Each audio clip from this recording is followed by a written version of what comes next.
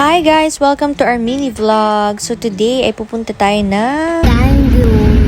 time zone sa Ayala Malls, Manila Bay. Birthday din kasi ng mother ko today, so the best way to celebrate it is to be with the family. After naming mag-lunch sa may Makapagal, dito na kami dumiretso. Of course, hindi pwedeng hindi dadaanan ang favorite fountain ng mga bata dito sa Ayala Malls.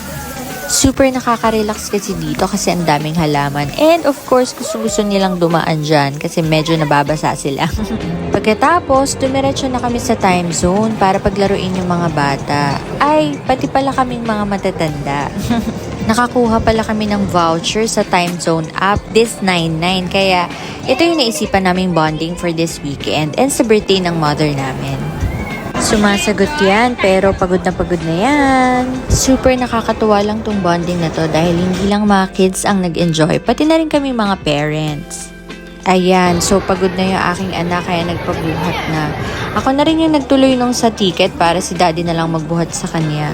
Ang total na nakolekt naming ticket ay 2,322.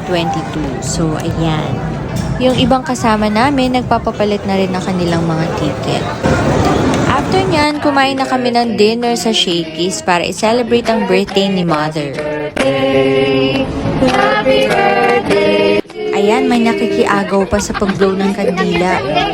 And that's all for our mini vlog. Thank you for watching and see you again next time. Bye!